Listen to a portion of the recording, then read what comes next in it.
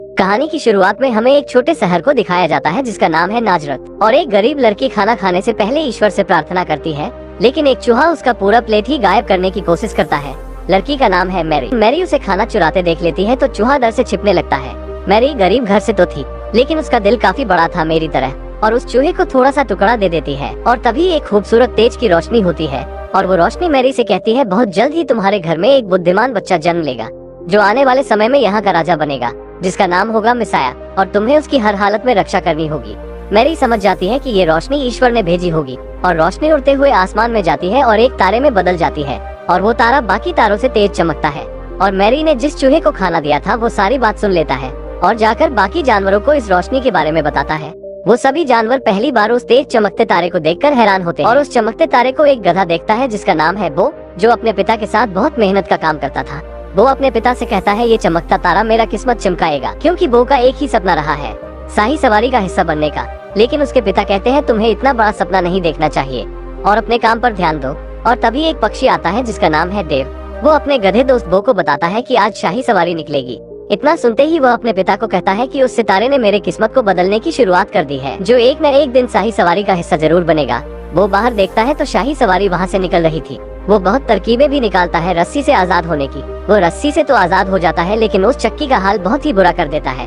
और तभी उस चक्की का मालिक आ जाता है। वो चक्की का ऐसा हाल देखकर गुस्से में बो को मजबूती से बांध देता है। वो कहता है, एक न एक दिन मैं यहाँ से आजाद होकर अपने सपने जरूर पूरा करूंगा।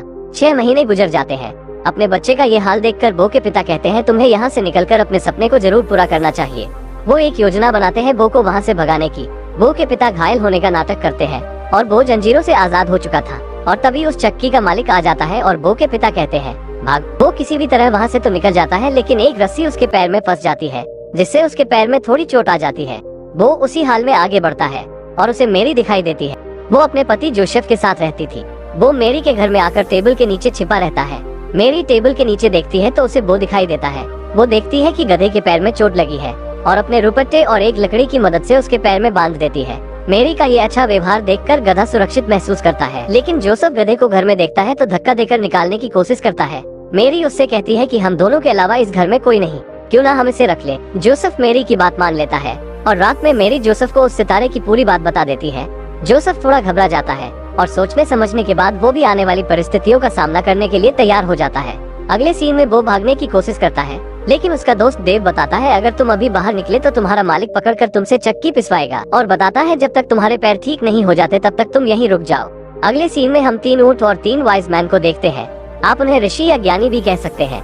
वो तीनों ज्ञानी और तीनों ऊंट काफी उत्साहित होते हैं उस मैजिकल बच्चे से मिलने और उन्हें उपहार देने के लिए। जब वो लोग राजा के महल पहुंचकर ये संदेश देते हैं तो राजा को लगता है ये सारे उपहार उसके लिए है, लेकिन वो तीनों ज्ञानी उन्हें बताते हैं कि ये सिर्फ मैजिकल बेबी के लिए है जो आगे चलकर यहाँ का राजा बनेगा, और अभी तक उसका जन्म नहीं हुआ है। राजा इतना सुनते ही उन सभी को गिरफ्तार कर लेता है और अपने 2 खतरनाक सिपाही और 2 खतरनाक कुत्ते को उस मैजिकल बच्चे को पैदा होने से पहले ही मारने के लिए भेज देता है। फिर हम उसी चूहे को देखते हैं, वो अपने सभी दोस्तों को उस मैजिकल बेबी के बारे में बताता है, और तभी वहाँ राजा के भेजे गए शिकारी कुत्ते उस चूहे को पकड़कर सारी बात उगलवा लेते हैं कि मैजिकल बेबी कहाँ मिलेगा। पता चलते ही शिकारी कुत्ते मेरी की घर की ओर बढ़ते हैं। मेरी का पति गधे को अपने गाड़ी में बांधने की बात करता है, क्योंकि उन्हें बेथलेहम शहर की ओर जाना है, लेकिन वो ये शहर छोड़कर नहीं जाना चाहता, क्योंकि अगर वो राजा से दूर हो गया तो शाही सवारी का हिस्सा नहीं बन पाएगा, और वो दोनों पैदल ही निकल जाते हैं। और तभी मेरी के घर राजा के भेजे हुए शिकारी कुत्ते और एक सिपाही पहुंच जाते हैं। वो डेव से कहता है, मेरी जान बचाओ, कुछ भी करके उनका ध्यान भटकाए। बो से मेरी को पूछते हैं, लेकिन वो उन्हें कुछ नहीं बताता। फिर वो बो के पैर पर बंधे रुपट्टे को देखते हैं तो उसका सुगंध लेकर शहर की ओर बढ़ते हैं, और वो ये सब देखकर घबरा जाता है और मेरी को बचाने के लिए निकल जाता है। लेकिन ये उन कुत्तों की चाल होती है और उस गधे का पीछा करते हैं मेरी तक पहुंचने की। देव बो को बताता है एक शॉर्टकट रास्ते के बारे में, लेकिन वो काफी खतरनाक रास्ता होता है, और वहीं पर बो को एक भेड़ मिलती है जिसका नाम है रुत। वो सारी कहानी रुत को बता देता है। रुत बो को बताती है कि वो भी आने वाले मैजिकल बेबी का बेसब्री से इंतजार कर रही है, और बो के साथ वो भी मेरी को बचाने निकल जाती है। और हम इधर देखते हैं कि तीनों ऊंट राजा के महल में जाकर वो सारी बात सुन लेते हैं कि उस बच्चे तक कैसे पहुंचकर उसे मारना है। राजा उन तीनों ज्ञानी को रिहा कर देता है, ये बताकर कि अपने होने वाले राजा को ढूंढकर ये सारे उपहार दे दो जो तुम लोगों ने इतनी दूर से लाया है। लेकिन वो तीनों ऊंट समझ जाते हैं कि इनके जरिए वो मैजिकल बेबी के पास पहुंच जाएगा और उसे खत्म कर देगा। और दूसरी तरफ वो मेरी को उन शाही शिकारी कुत्तों को अपनी भाषा में बताकर उन्हें चेतावनी, लेकिन उन दोनों को बो की भाषा समझ में नहीं आती। वो पीछे देखता है तो शाही शिकारी कुत्ते उन्हें ढूंढते हुए बाजार में पहुंच चुके हैं और वो मेरी का शॉल मुंह से पकड़कर आगे ले जाता है ताकि उसे छिपा सके। लेकिन वो शिकारी कुत्ते और सिपाही मेरी को देख लेते हैं। वो सिपाही अपने दोनों कुत्तों को एक जगह बांध देता है और मेरी को मारने के लिए आगे बढ़ता है।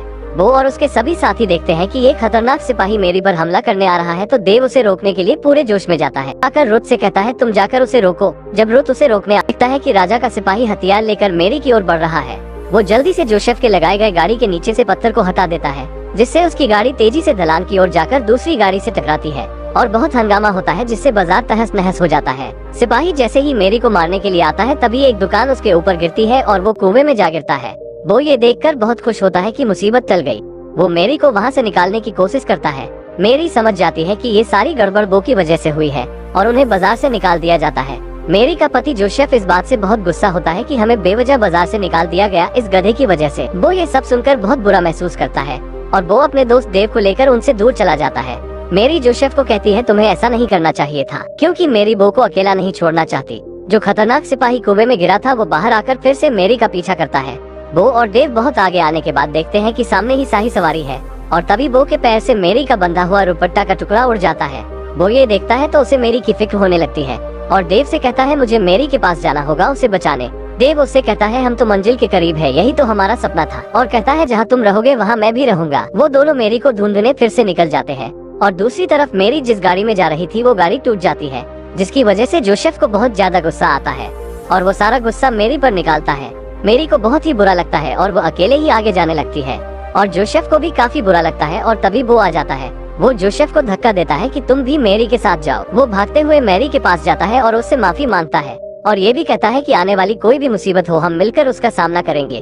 उसके बाद मेरी बो पर बैठकर सभी आगे बढ़ते हैं और मेरी को मारने के लिए सिपाही भी। जोसेफ मेरी से कहता है कि हमें यही कहीं रुकना चाहिए ताकि तुम आराम कर सको, लेकिन बो का मालिक उसे देखते ही पकड़ लेता है। उसके दोस्त उसे बचाने की कोशिश करते हैं लेकिन असफल रहते हैं और हम दूसरी तरफ देखते हैं वो तीनों ज्ञानी बच्चे को ढूंढने के लिए उसी शहर में आ चुके थे और बो का पुराना मालिक उसे घसीटते हुए अपने फार्म में लाता है और बांध कर चला जाता है। वो उस चमकते तारे को देखता है और कहता है मुझे मेरी को बचाना होगा, नहीं तो मैजिकल बेबी इस दुनिया में कभी नहीं आ पाएगा। ये बात वहाँ के जानवर सुनते हैं तो बो को बताते हैं इस तेज चमकते सितारे की रोशनी पिछले 9 महीने से इस मैंगर के ऊपर पड़ रही है और हमारी नींद उड़ी हुई है। वो समझ जाता है कि मैजिकल बेबी का जन्म यही होगा और उन्हें शाही सिपाही और शिकारियों के बारे में बताता है। वहाँ के जानवर बो को वहाँ से निकालने में मदद करते हैं। वो जैसे ही बाहर आता है तो उसके दोनों दोस्त मिलते हैं। बो को बताते हैं कि वो खतरनाक सिपाही यहाँ तक पहुँच चुके हैं। वो दोनों कहते हैं हमें किसी की मदद लेनी होगी। देव और शीप किसी की मदद लेने के लिए निकल जाते हैं। देव को ज्ञानी के तीनों ऊँट मिलते हैं और शीप अपने प्रजातियों से मदद मांगती है लेकिन कोई उसकी नहीं सुनता और तभी वही रोशनी होती है और उन्हें बताती है कि उस बच्चे को किसी भी हाल में बचाना होगा। सभी उसकी मदद करने के लिए निकल जाते हैं और हम दूसरी तरफ देखते हैं कि मेरी और जोसेफ को अब तक कोई कमरा खाली नहीं मिला है। मेरी दर्द से नीचे बैठ जाती है और वो भी वहीं पहुंच जाता है। सिपाही भी उनके पीछे उसी शहर में उन्हें ढूंढ रहा था। वो उन्हें खींचने लगता है और मेरी उसके ऊपर बैठ जाती है। वो उन्हें वहीं ले जाता है जहाँ सितारे की रोशनी पड़ती है। वहाँ के सभी जानवर उस जगह को साफ करते हैं मेरी के लिए। वो बाहर निकलकर देखता है तो उसे शिकारी कुत्ते और सिपाही दिखाई देता है। वो अकेले ही उनसे मुकाबला करता है। वो दोनों कुत्ते को तो मार देता है लेकिन सिपाही से लड़ नहीं पाता और तभी बहुत सारे शीप उस सिपाही पर हमला करते हैं और तभी वो तीनों ऊँट भी आ जाते हैं। उस सिपाही को ऐसा धक्का देते हैं कि उनकी चैन उसके पीछे अटक जाती है, जिससे वो घसीटते हुए तीनों शिकारी खाई की ओर लटक जाते हैं और वो दोनों शिकारी कुत्ते मदद की भीख मांगते हैं। सिपाही के पैर में कुत्तों की जंजीर फंसी होती है जिससे वजन ज्यादा रहता है। वो उन्हें निकालता है और नीचे की ओर फेंकता है लेकिन वो उन्हें बचा लेता है। सिपाही जब ऊपर आने के लिए तलवार धसाता है तो वो पूरी जगह ही टूट जाती है, जिससे वो नीचे खाई में गिरता है और उससे उसकी मौत हो जाती है। वो और बाकी जानवर उन कुत्तों की मदद करते हैं बचाने की और उन्हें पट्टे से भी आजाद कर देते हैं और उन कुत्तों को समझ आता है कि वो खुद बहुत गलत कर रहे थे। उसके बाद सभी जानवर उस फार्म में जाते हैं। वो देखते हैं कि मैजिकल बेबी ने जन्म ले लिया है और वो दोनों कुत्ते भी उस बच्चे को देखने आते हैं। वो उन्हें मिलवाता है मैजिकल बेबी से और तभी वो तीनों ज्ञानी वहीं पहुंच जाते हैं और उस बच्चे के आगे उसका उपहार रख देते हैं। वो तीनों ज्ञानी बताते हैं कि आने वाले समय में यही बच्चा इस जहां का राजा बनेगा और उसके माता पिता के अलावा सभी उस बच्चे के आगे अपना सर झुकाते हैं क्योंकि यही उनका कल का राजा है। वो वहाँ से जाने लगता है लेकिन मेरी उसे रोक लेती है और साथ रहने को कहती